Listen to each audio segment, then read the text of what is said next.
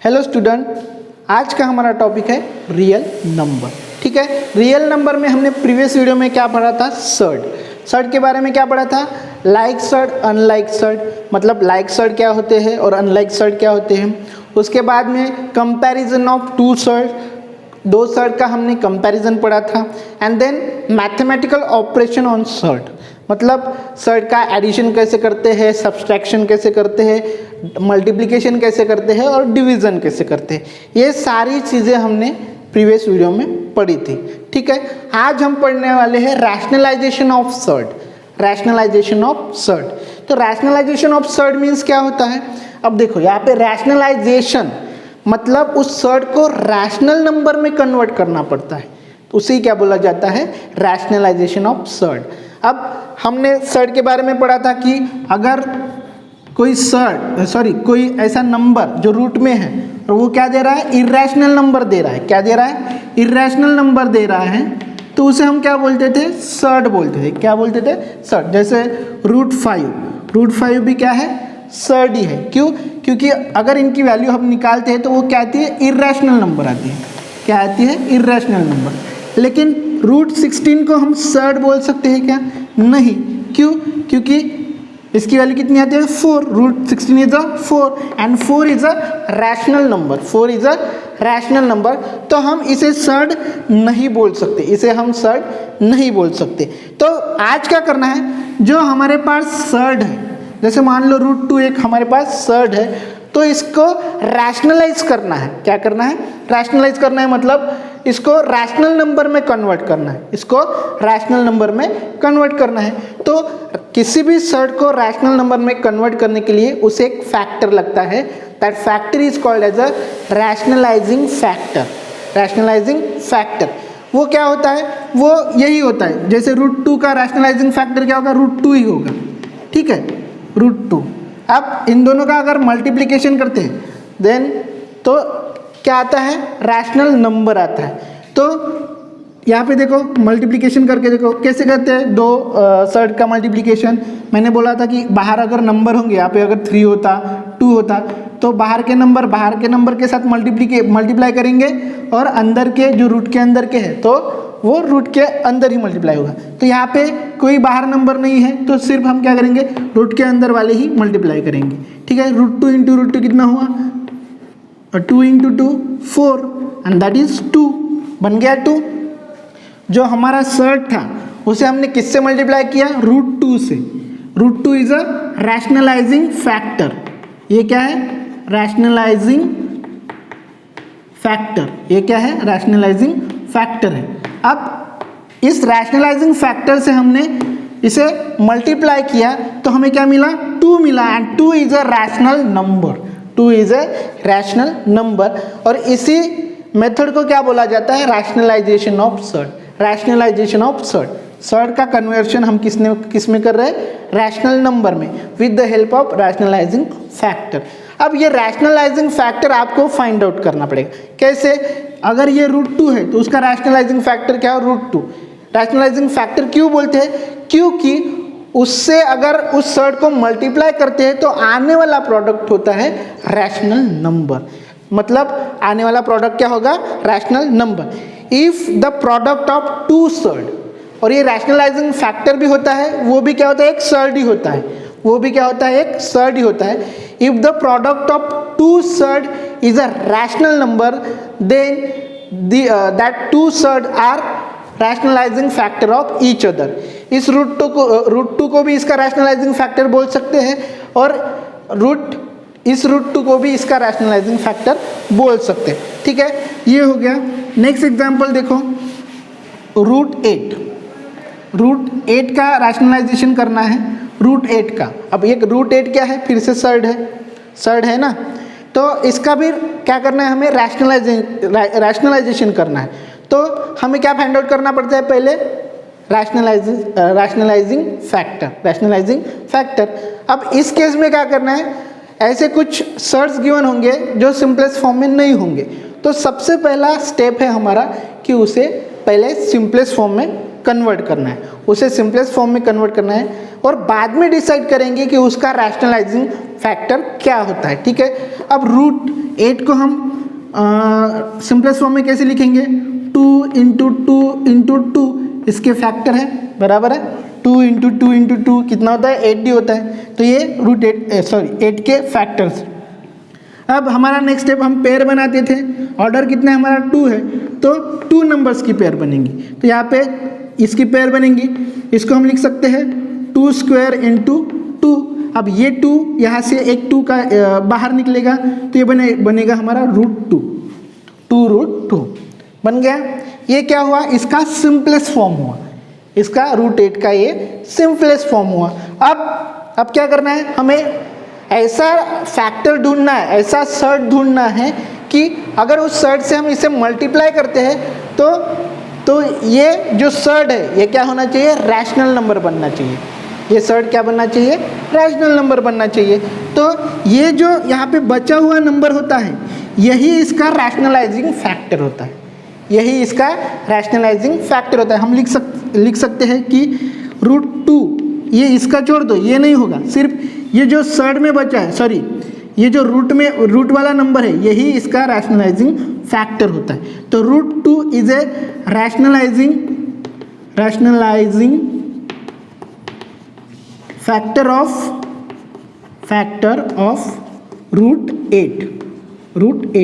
√8 के लिए निकाल रहे हैं, किसके लिए निकाल रहे हैं, √8 के लिए। तो √2 is a rationalising factor of √8। ठीक है, समझ में आया रैशनलाइजिंग फैक्टर कैसे होता है। फिर अब हमें सिर्फ रैशनलाइजिंग फैक्टर नहीं निकालना था बल्कि उसका रैशनलाइजेशन करना था, तो हमें क्या करना पड़ेगा, √2 से इसको मल्टीप्लाई करना पड़ेगा, तभी हमें क्या मिलेगा, उसका रैशनल नंबर मिलेगा। तो यहाँ पे मत करो, उसका सिंपलेस्ट फॉर्म बनाया है तो डायरेक्टली हम सिंपलेस्ट फॉर्म के साथ इसका मल्टीप्लिकेशन करेंगे।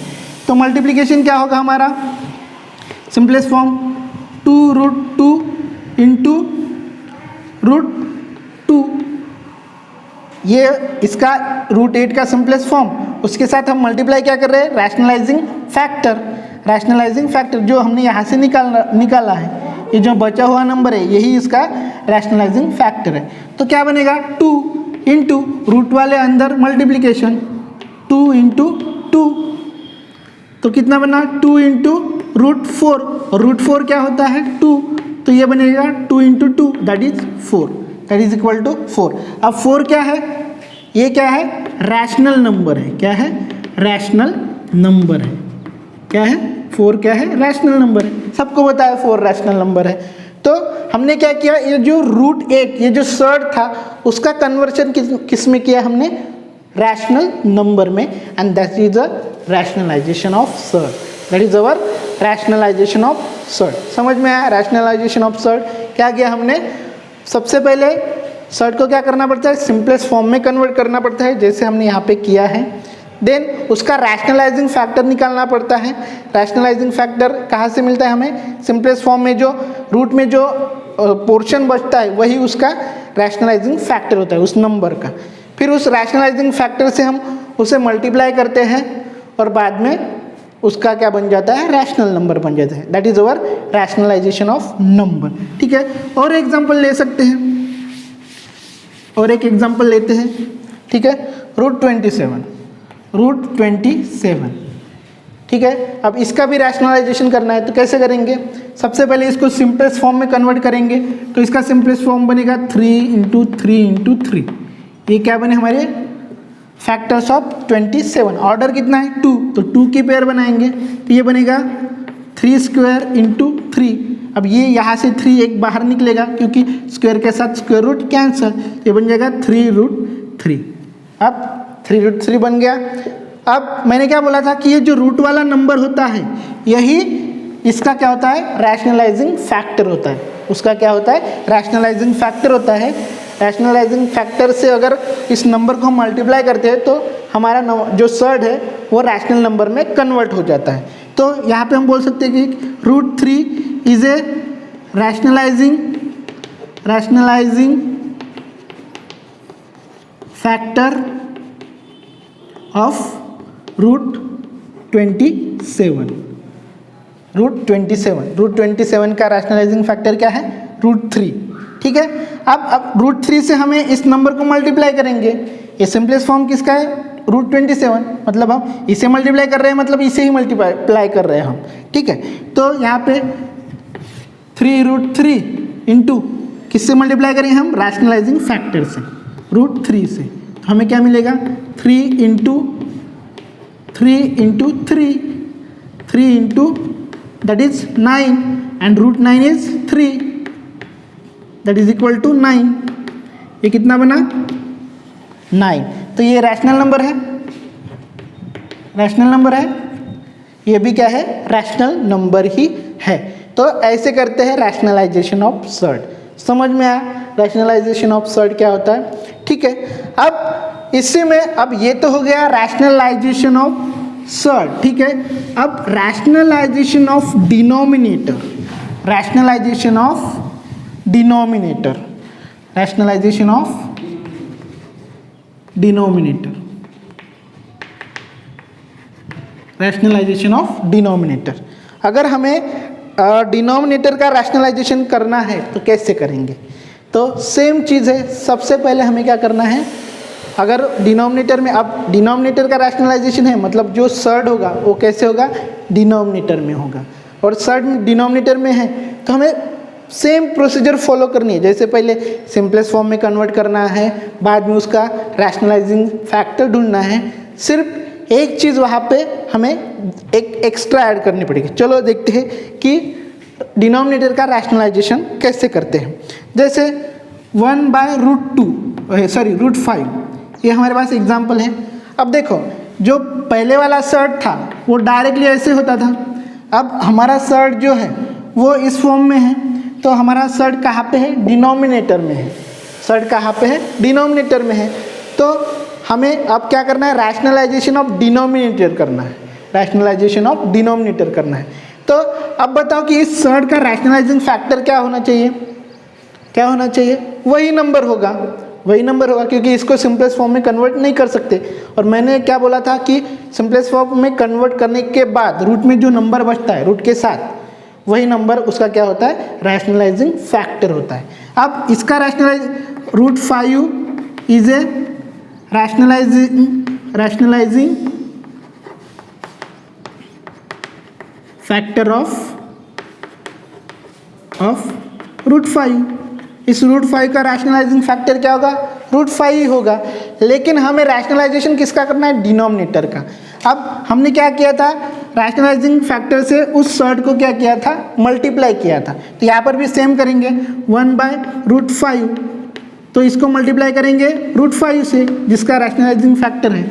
लेकिन यहाँ पे ये डिनोमिनेटर में है, तो हमने डिनोमिनेटर में √5 से मल्टीप्लाई किया है, तो हमें न्यूमरेटर में भी √5 से मल्टीप्लाई करना पड़ेगा। यही चीज़ यहाँ पे एक्स्ट्रा है। समझ में आया?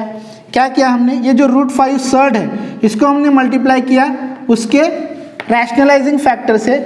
लेकिन अगर हमने डिनोमिनेटर में किया तो बैलेंस करने के लिए हमें न्यूमरेटर में भी उसी नंबर से √5 से क्या करना पड़ेगा? मल्टीप्लाई करना पड़ेगा। तो यही चीज़ यहाँ पे होगी। ठीक है, अब ये तो 1 इंटू √5 क्या होगा? √5 ही होगा।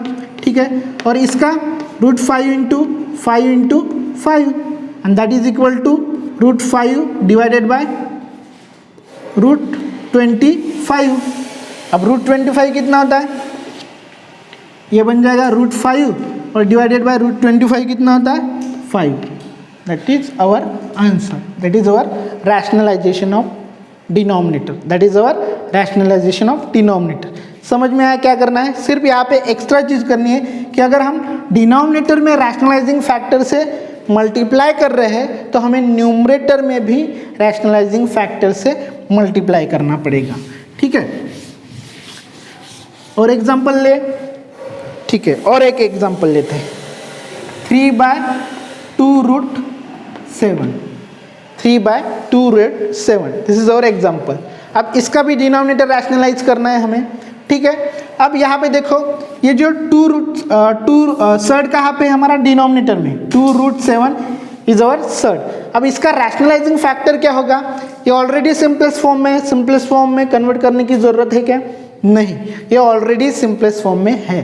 तो मैंने क्या बोला था, जो रूट वाला नंबर होता है वही उसका क्या होता है, रैशनलाइजिंग फैक्टर होता है, वही उसका रैशनलाइजिंग फैक्टर होता है। हम बोल सकते हैं कि √7 is a rationalising factor of 2√7। 2√7 का रैशनलाइजिंग फैक्टर कौन सा है, √7, यही वाला नंबर, रूट वाला, यही बताया था मैंने। सिर्फ हम यहाँ पे चेंज क्या है कि हमारा जो सर्ड है वो डिनोमिनेटर में है, तो हमें डिनोमिनेटर का रैशनलाइजेशन करना है, ठीक है। अब मैंने क्या बोला था कि इस नंबर को रैशनलाइज करना है, तो हम क्या करते थे, रैशनलाइजिंग फैक्टर से उसे मल्टीप्लाई करते थे। तो यहाँ पे 2√7 इस नंबर को हमें रैशनलाइज करना है, तो डिनोमिनेटर को हमें किससे मल्टीप्लाई करना पड़ेगा, किससे मल्टीप्लाई करना पड़ेगा, √7 से, उसके रैशनलाइजिंग फैक्टर से, √7 से उसे मल्टीप्लाई करना पड़ेगा उसके रैशनलाइजिंग फैक्टर से, ठीक है। अब मैंने डिनोमिनेटर में मल्टीप्लाई किया है, तो मुझे सिमिलरली न्यूमरेटर में भी उसे मल्टीप्लाई करना पड़ेगा बैलेंस के लिए। अगर मैंने डिनोमिनेटर में उसे मल्टीप्लाई किया है √7 से, तो न्यूमरेटर में भी उसे मुझे क्या करना पड़ेगा, उसे मल्टीप्लाई करना पड़ेगा। अब देखो कितना बचा, ये बन जाएगा 3√7 और यहाँ पे 2 × 7 × 7, तो ये बन जाएगा 3√7 और ये 2 × √49, और 49 का रूट कितना होता है, 7 होता है। 49 का रूट कितना होता है, 3√7 डिवाइडेड बाय 2 × 49 का root 7, that is equal to 3√7 divided by 14, this is our rationalisation of denominator. अब आप बोलोगे सर यहाँ का सर्ड निकल गया, लेकिन यहाँ पे तो सर्ड बना है, तो इसका क्या करें, लेकिन हमें उसका कुछ नहीं करना है, हमें बोला क्या है, rationalisation of denominator, rationalisation of denominator. Denominator में जो सर्ड है उसका रैशनलाइजेशन करना है। डिनोमिनेटर में जो सर्ड था हमारा, डिनोमिनेटर में जो सर्ड था उसका रैशनलाइजेशन करना था, उसका क्या करना था, न्यूमरेटर का कुछ लेना देना नहीं। उन्होंने क्या बोला है, रैशनलाइजेशन ऑफ डिनोमिनेटर, मतलब डिनोमिनेटर को हमें रैशनल नंबर बनाना है, ठीक है। जो डिनोमिनेटर में सर्ड था उसको हमें क्या बनाना है, रैशनल नंबर बनाना है। तो ऐसे करते हैं रैशनलाइजेशन ऑफ डिनोमिनेटर, ठीक है। तो प्रीवियस वीडियो में हमने लाइक सर्ड, लाइक और सिमिलर सर्ड देखे थे, और उसी में हमने अनलाइक सर्ड क्या होते हैं वो वहाँ पे मैंने बताया था। बाद में दो सर्ड का कंपैरिजन कैसे करते हैं वो भी बताया था, और उसके बाद मैथमेटिकल ऑपरेशन, मतलब उसका दो सर्ड का एडिशन, सब्सट्रैक्शन, मल्टीप्लिकेशन, डिवीज़न कैसे करते हैं वो वहाँ पे मैंने बताया था। और आज हमने क्या पढ़ा है, रैशनलाइजेशन ऑफ सर्ड और रैशनलाइजेशन ऑफ डिनोमिनेटर, ओके। तो इन्हीं सारी टॉपिक पे आपकी प्रैक्टिस सेट 2.3 बेस्ट है। तो आपको क्या करना है, वहाँ पे इन टॉपिक को ध्यान से देखना है और खुद से ही वो एक्सरसाइज सॉल्व करनी है, ठीक है। अगर किसी क्वेश्चन में क्यूरीज है या फिर कोई प्रॉब्लम समझ में नहीं आता है तो पर्सनली कांटेक्ट कर सकते हो, या फिर हमारे यूट्यूब के कमेंट बॉक्स में भी लिख सकते हो। Thank you.